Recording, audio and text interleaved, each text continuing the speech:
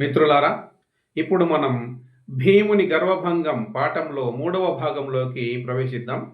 మరి రెండవ భాగం చివర వానర శ్రేష్ఠుడు భీముని అడిగాడు. ఏమని? అయ్యా, నువ్వు పూర్వం హనుమంతుడు అనే వీరుడు సముద్రాన్ని లంఘించాడు అని అన్నావు కదా. మరి ఆ హనుమంతుడు సముద్రాన్ని ఎందుకు లంఘించాడో చెప్పగలవా అని అన్నప్పుడు భీముడు చెప్పడం ప్రారంభించాడు. మరి ఎలా చెబుతున్నాడో చూద్దాం.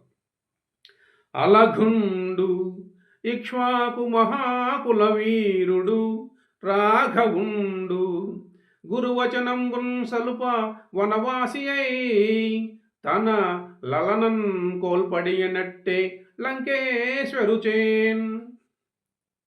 అయా, పూర్వం ఇక్ష్వాకువు రఘువు అనే మహానుభావులు మూలపురుషులుగా ఉన్న ఇక్ష్వాకు వంశంలో శ్రీరాముడు అనే మహావీరుడు పుట్టాడు. ఆయన తన తండ్రి అయిన దశరథుని మాటను నిలబెట్టడానికి వనవాసం చేశాడు. మరి ఆయన అలా వనవాసం చేస్తున్నప్పుడు లంకేశ్వరుడైన రావణుని చేత తన భార్య అయిన సీతను కోల్పోయాడట. అంటే రాముడి భార్య అయిన సీతను లంకాధీశుడైన రావణుడు అపహరించుకొని పోయాడంట. మరి అలా అపహరించుకొని పోతే తమ ప్రభువులైన సుగ్రీవుడు శ్రీరాముడు ఆజ్ఞాపించగా వానర శ్రేష్ఠులు సీతాన్వేషణ కోసం బయలుదేరిపోతున్నారు. ఎలా పోతున్నారో చూద్దాం. సీతాన్వేషణ పరులై నీతిన్ కపి ప్రవరులు అరిగి నిరతంబుగా సంపాతియను పక్షి చేత మహేతనయ సువార్తలెల్ల నిరిగి కడంకన్. మరి ఎంతో భక్తితోటి నియతితోటి సీతాన్వేషణ చేస్తూ ముందుకు పోతున్నప్పుడు వాళ్ళకి దారి మధ్యలో సంపాతి అనే పక్షిరాజు ఎదురయ్యి ఆయన సీతకు సంబంధించిన వార్తలన్నీ చెప్పాడు.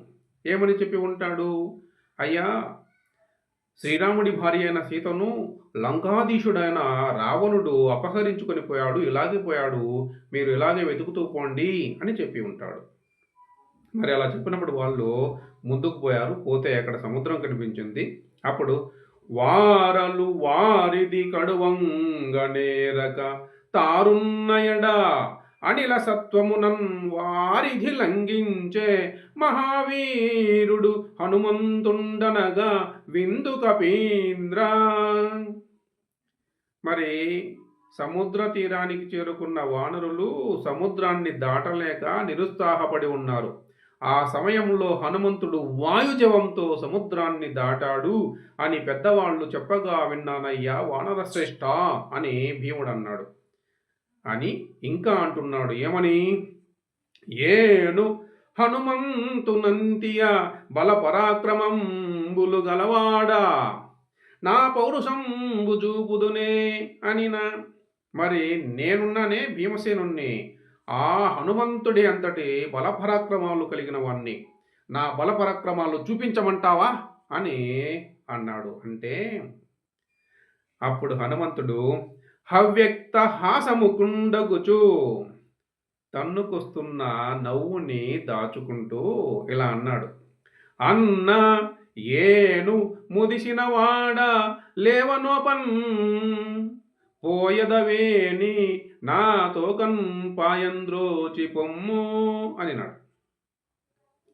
అయ్యా నాయనా, నేను చాలా ముసలివాణ్ణి అయిపోయాను, కనీసం లేవలేను. అందువల్ల నువ్వు ముందుకు పోవాలనుకుంటే నా తోకను ఎత్తి పక్కకు పడవేసి ముందుకు పో అని అన్నాడు. అంటే అప్పుడు భీముడు మెచ్చక తన వామకరంబున నెత్తంబోయి వశంబుగాగా. మరి భీముడు బలగర్వం చేత ఏమాత్రం లెక్క పెట్టకుండా అలా ఎడమ చేత్తో తోకనెత్తి పక్కకు పడేద్దాం అనుకున్నాడు, ప్రయత్నం చేశాడు, కానీ వల్ల కాలేదు. కాకపోతే ఏపున రెండు చేతులను ఇమ్ముగబట్టి అమర్చి ఎత్తగా నోపక మొగ్గ తిల్లంబడి ఉద్గత ఘర్మ జలాధ్రదేహుడై కాపురుషుండు బోలే నిజ గర్వము దక్కి అడంగియుండే చింతాపరుడై వృకోదరుడు తద్ధయులజ్జన్ అధోముఖంబుతోన్. మరి వృకోదరుడు బలపరాక్రమాలు కలిగిన భీముడు హనుమంతుడి తోకను రెండు చేతులతో పట్టుకొని గట్టిగా బిగించి ఎత్తి పడేద్దామనుకున్నాడు. కానీ వల్ల కాక తుస్సున చతికిల పడ్డాడు. పడితే అతనికి చెమటలు కమ్మేశాయి. ఆ ఒళ్ళంతా స్వేదంతో తడిసిపోయింది. అప్పుడు ఆ భీముడు చింతాపరుడై సిగ్గు పుట్టి ముఖం కిందికి వాల్చేసి ఒక నీచమానవుడిలాగా ఒదిగి నిలబడ్డాడు. అలా నిలబడిన భీముడు ఇట్లు అక్కపివరు లాంగూలంబు కదల్పనోపక భీముండు కృత ప్రణాముండై. మరి ఆ వానర శ్రేష్ఠుని తోక కదల్చలేకపోయిన భీముడు అతనికి దండం పెట్టాడు. పెట్టి నిన్నెరుంగుక నా పలికిన దురుక్తంబులు సహింపవలయు. మహానుభావ, నీవెవరో కానీ గొప్పవాడివి. మరి నీ గొప్పతనం బలపరాక్రమాలు మహిమలు తెలియక నేను కారుకూతలు కూశాను, క్షమించాలి అన్నాడు. ఇంకా నీవు కపిరూపధరుండవైన సిద్ధుండవో గంధర్వుండవో దేవవరుండవో నాకెరింగింపుము అనినా.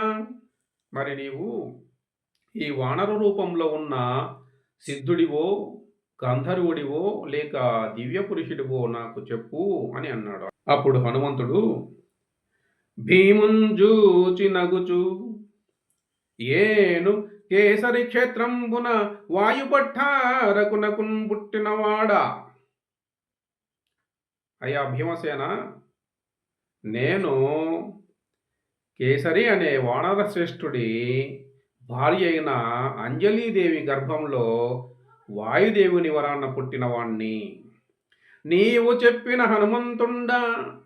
నువ్వు పూర్వం హనుమంతుడు అనేవాడు సముద్రాన్ని లంఘించాడు అని చెప్పావే, ఆ హనుమంతుణ్ణి నేనే. నీవు నా అనుజుండవు.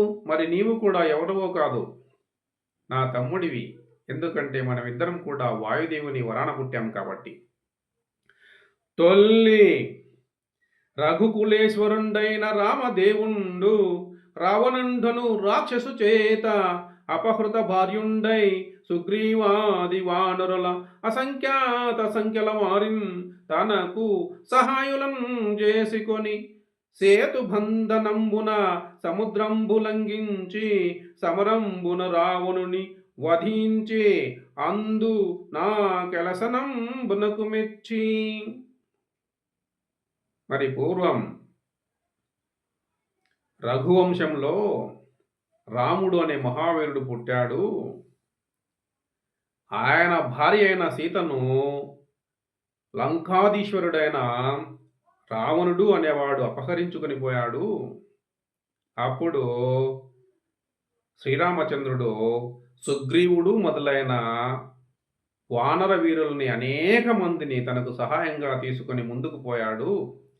పోయి సముద్రం దగ్గర సేతుబంధనం చేశాడు. మరి ఆ వారధి మీదుగా లంకకు చేరుకొని రావణుడితో యుద్ధం చేశాడు. యుద్ధం చేసి రావణుణ్ణి వధించాడు, చంపివేశాడు.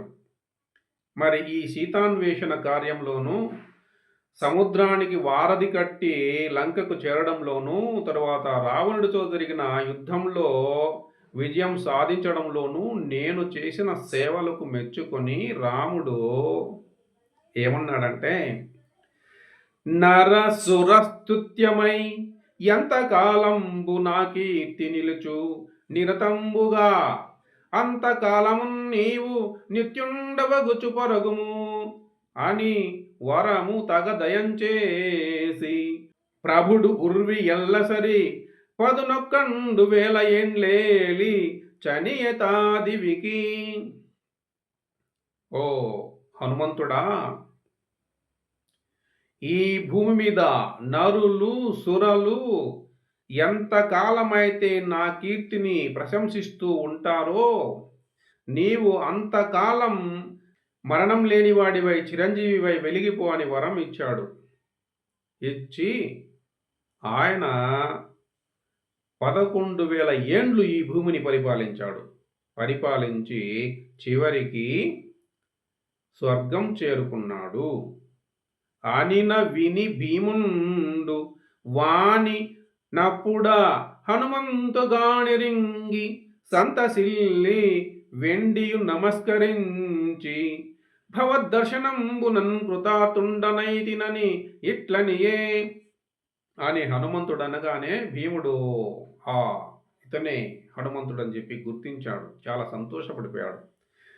పునః నమస్కరించాడు హనుమంతునికి. నమస్కరించి నీ దర్శనం వల్ల నా జన్మ పావనమైంది, కృతార్థుడనయ్యాను అని చెప్పి ఇలా అంటున్నాడు. మళ్ళీ దయయు గలవేని తొల్లి అర్ణవము గడచి చెనిన నాటి నీదు చూపు చూడవలుతూ చూపునా కనవుడు వానికి ఇట్టులనియే వానరుండు.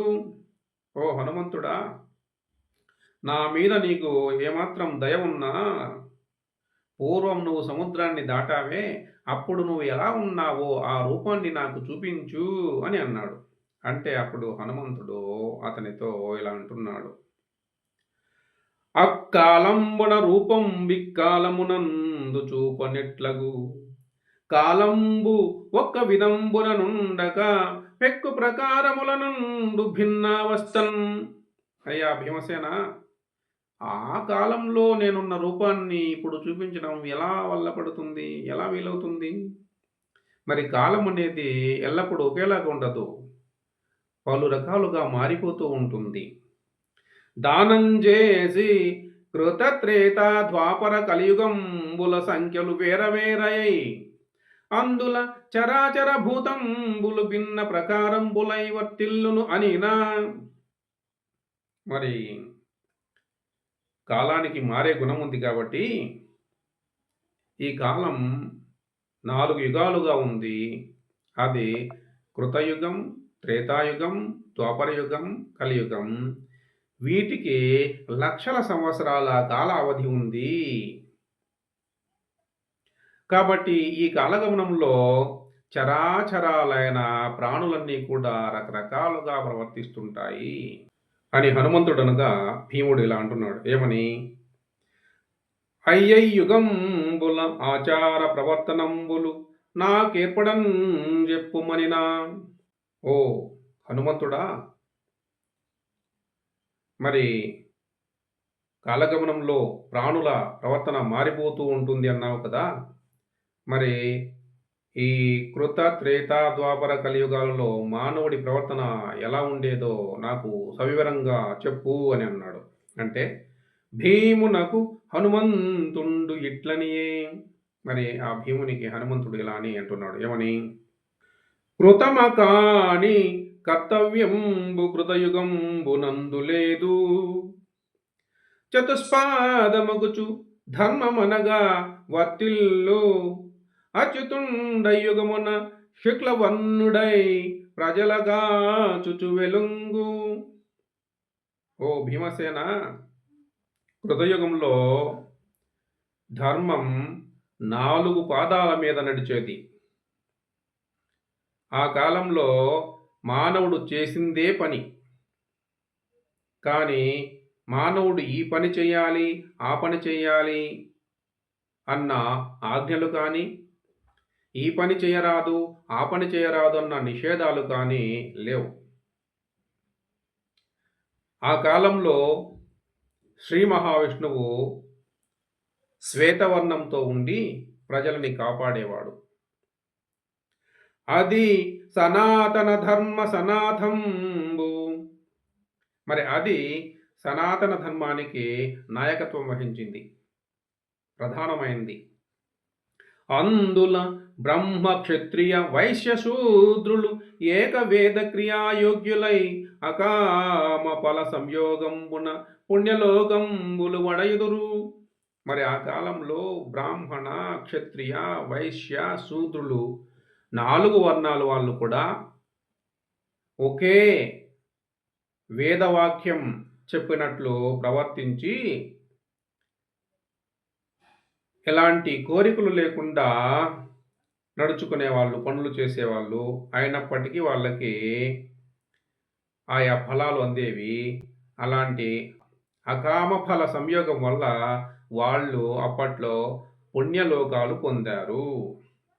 అందు అసూయాభిచార దర్పపైషున విగ్రహ క్రోధ మదమత్సర భయ సంతాప వ్యాధి ప్రజాక్షయ ఇంద్రియ క్షయంబులు లేవు. మరి ఆ కృతయుగంలో మానవులకు అసూయ కానీ, శత్రువులను కట్టడి చేయడానికి మంత్రాంగాలు కానీ, దర్పం కానీ, పిసినారితనం కానీ, కలహాలు కానీ, క్రోధం, మదం, మాత్సర్యం, భయం, సంతాపం, వ్యాధి కానీ లేవు. అలాగే ప్రజాక్షయం అనేది లేదు. అలాగే ఇంద్రియక్షయం అనేది కూడా ఆ కాలంలో లేవు. మరియు త్రేతాయుగంబునందు త్రిపాదంబై ధర్మువు వర్ధిల్లు. ఆ తర్వాత త్రేతాయుగం వచ్చింది. అందులో ధర్మం ఒక పాదాన్ని కోల్పోయి 3 పాదాలతో నడిచింది. అందు జనులు నిత్య సత్యవ్రతశీలురై యజ్ఞ తపోదానాది క్రియల వర్తింతురు. మరి ఆ త్రేతాయుగంలో ప్రజలు నిత్యం సత్యవ్రతాన్ని పాటిస్తూ యజ్ఞాలు, తపస్సులు, దానాది కార్యాలు నిర్వర్తిస్తూ ఉండేవాళ్ళు. అందు రక్తవర్ణుండై విష్ణుభట్టారకుండు ప్రజారక్షణంబు చేయు. మరి ఆ త్రేతాయుగంలో శ్రీ మహావిష్ణువు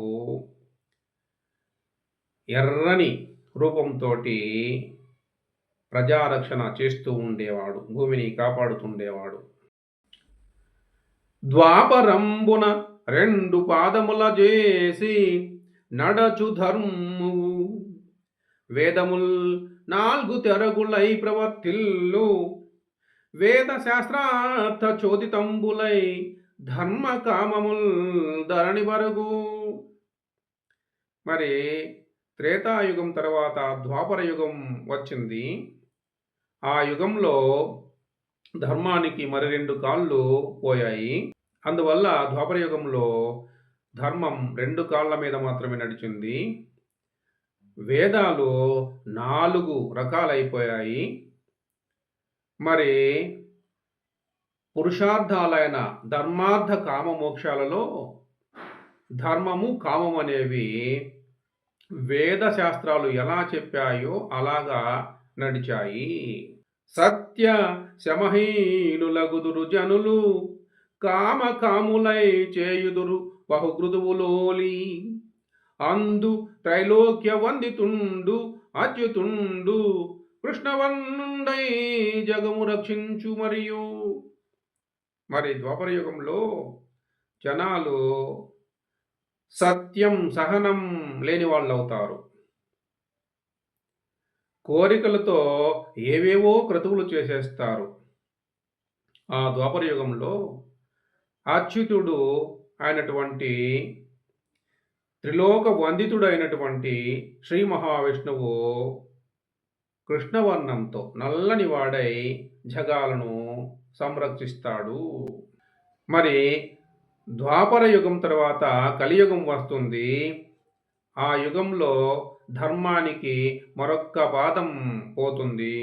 అందువల్ల కలియుగంలో ధర్మం ఒంటికాలు మీద మాత్రమే నడుస్తుంది. ఆ కలియుగంలో మరి శ్రీ మహావిష్ణువు పీతవర్ణం ధరించి, అంటే పసుపు వర్ణంలో ఉండి జగాలను సంరక్షిస్తాడు అని చెప్పాడు. ఇంకా అందుల జనులు తమోగుణయుక్తులై కామ క్రోధాది దోషవశంబునన్ తమ్మెరుంగక అధర్మవర్తులగుదురు. అందు చేసిన తపోదానాది కర్మంబులు స్వల్పంబులైయును బహుఫలంబులగును అని యుగవర్తన ప్రకారంబులం చెప్పి నీకిష్టావ్యాప్తి అయ్యుడు నరుగుము అనిన భీముండు ఇట్లనియే. మరి ఆ కలియుగంలో మానవుల్ని తమోగుణం చుట్టుకుంటుంది. వాళ్ళు కామం, క్రోధం మొదలైన దోషాలతో చివరికి తమని కూడా తాము ఎరగకుండా, ఒళ్ళెరగకుండా అధర్మపరులవుతారు. అందువల్ల ఎవరు ధర్మం చేయరు కాబట్టి ఆ కలియుగంలో ఎవరైనా ఏ కొద్దిపాటి తపస్సు కానీ, దానం కానీ చేస్తే అది స్వల్పమయ్యి కూడా గొప్ప ఫలితాలను ఇస్తుంది అని ఈ విధంగా హనుమంతుడు ఆయా యుగాలలోని మానవ ప్రవర్తన గురించి చెప్పాడు. చెప్పి ఇంకా ఇలా అన్నాడేమని, నీకు ఇష్టావాప్తి అయ్యుడు అరుగుము, నీకు ఇష్టసిద్ధి కలుగుతుంది, నువ్వు ఏ పనికి పోతున్నావో ఆ పనిలో విజయం సాధిస్తావు, ముందుకు పో అని అన్నాడు. అప్పుడు హనుమంతుడితో భీముడు ఇలా అన్నాడు. మరి భీముడు హనుమంతుడితో ఏమన్నాడో, దానికి తిరిగి హనుమంతుడు ఏం చెప్పాడో చివరిది 4వది అయిన తరువాత భాగంలో చూద్దాం. అంతవరకు సెలవు, శుభం. ఈ ఛానల్లోని వీడియోలని వెంటనే పొందడానికి ఒక లైక్ కొట్టండి, సబ్స్క్రైబ్ చేయండి, అలాగే బెల్ ఐకాన్ నొక్కండి.